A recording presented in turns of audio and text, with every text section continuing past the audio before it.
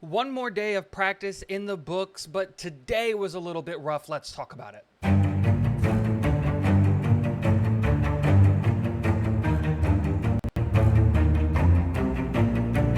have to think that the Jets are doing something.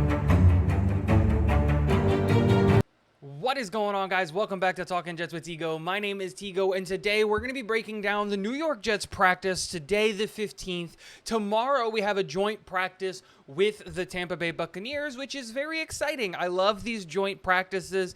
Coach Saleh did something I'm also really in favor of, canceling the second day of practice, talking with Coach Bowles, and coming to the realization that that second day of practice does more harm than good. They're not going full speed, and half-speed reps against other opponents don't really help you, especially with all of the coordination that needs to go on to make sure that both teams are trying to build onto something that they're trying to execute for their offseason plan.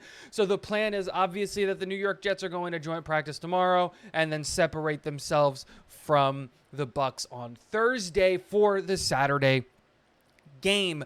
But that's looking into the future. Let's talk about today. And today was a conversation about offensive line woes again.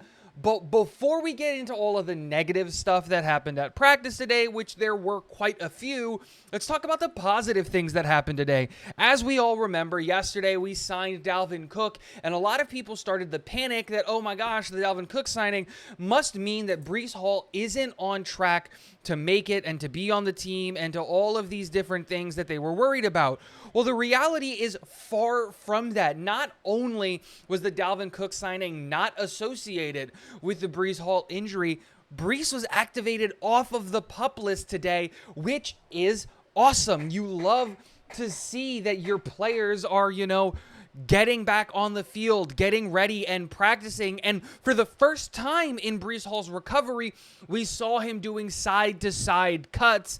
And while it wasn't super explosive cuts, it's good to see that he is on track for a week 1 debut, and that was awesome. Another really big thing that happened today was going into the offensive line and talking about positives of the offensive line is that Mekhi Becton and Joe Tippmann both took reps with the ones today. Joe Tippmann full-time replaced Connor McGovern at center for all of the first-team reps today, getting center work with Aaron Rodgers, which is absolutely massive. We drafted him in the second round for this reason, for him to be our center for the long-term future, which is awesome.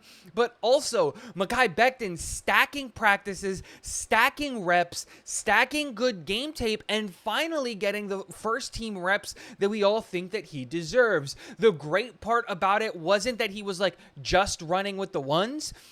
When Max Mitchell went down with his back injury and missed quite a bit of reps, Mekhi Becton played with the ones and then stayed on the field to play with the twos. This is really, really good news because the expectation that we're going to get a full 17 to 20 games out of Duane Brown, I think, is a bit naive. And having Mekhi Becton in the wings as a high-level left tackle to fill in and to play the games that we maybe don't have Duane Brown for is really, really good. But also, ramping up his utilization and his comfort in the knee with the first team reps to maybe give him a look at right tackle, which is obviously the position that we're having a conversation about in terms of what this offensive line is going to do. Elijah Vera Tucker didn't practice today, wasn't on the field at all. He's rehabbing an ankle injury. According to Coach Saleh, this is something that he's been dealing with for a while, and they're just trying to get on the right side of it so that he doesn't have a nagging injury throughout the season, which is just smart stuff. So Wes Schweitzer getting a look at right guard also helps the offensive line see and evaluate the different offensive line units that we can have. And that's exactly what Coach Hackett said in his conference today, was that we're rotating the guys on the offensive line so much because every season and every year you deal with injuries in the offensive line. And at a moment's notice, any of these guys can be asked to play in a much bigger role than expected, which gives me some confidence in the fact that maybe Billy Turner isn't going to be a starting tackle for the New York Jets, and that this is truly just them trying to figure out how to get these guys different reps there. But I would like for this team sooner rather than later to solidify the front five so that they can start building up reps. While Aaron Rodgers does think that might be a little bit of poppycock, and he said that in a press conference, we saw the result of miscommunication and the lack of chemistry on the offensive line in the only sack that Zach Wilson got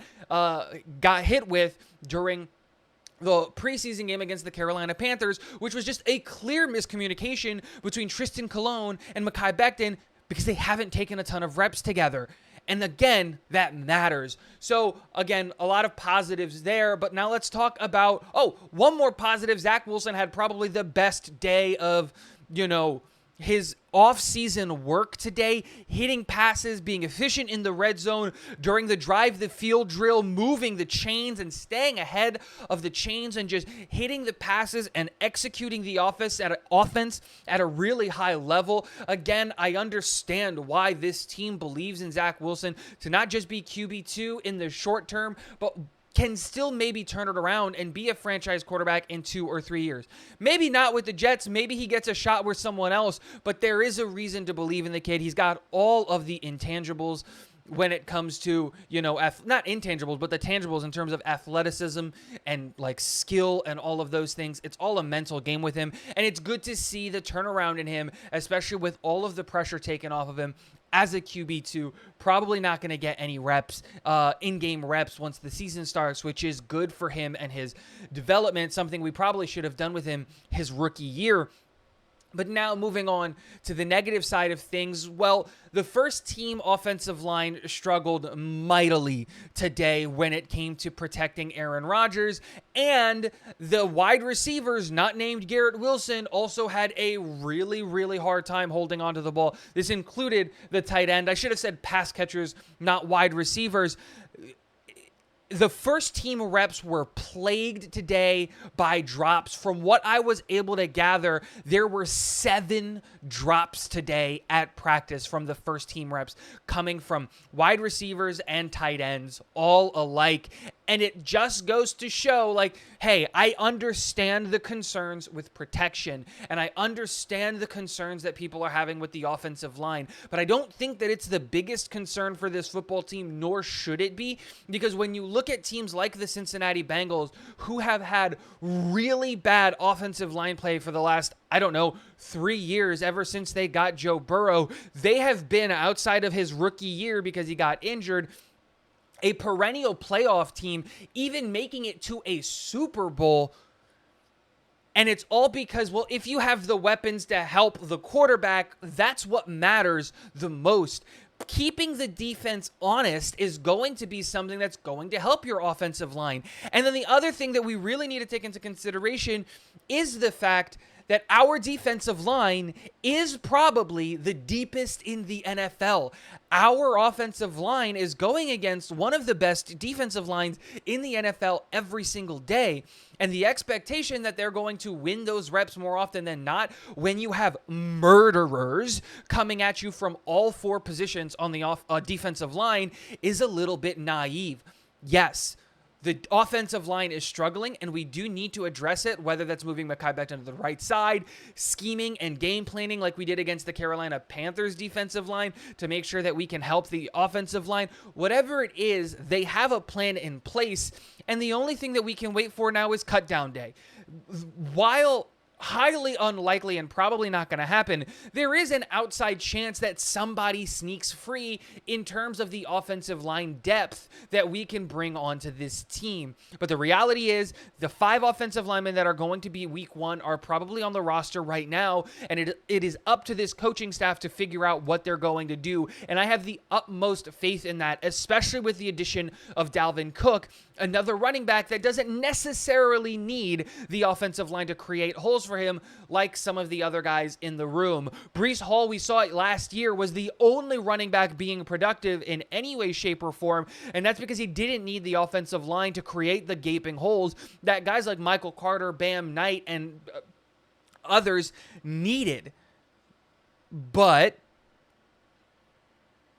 we'll see how things go. Again, I'm not too worried about it. This is going to be a really good test against the Tampa Bay Buccaneers. They have another really solid defensive line, and we'll see what happens. Obviously, I think the struggles of the offense at camp is because we probably have the best cornerback room in the NFL and the deepest defensive line room in the NFL, and so we're creating coverage sacks and we're creating, sack stops through the air because the wide receivers just don't have enough time to get open. And I don't know of any other team in the NFL that has that level of a defense where, the corners are covering so long and the defensive line is so lethal that quarterbacks just don't have time. Let me know what you guys think in the comment section below regarding all of the things that we saw at practice today. And last but not least, go Jets.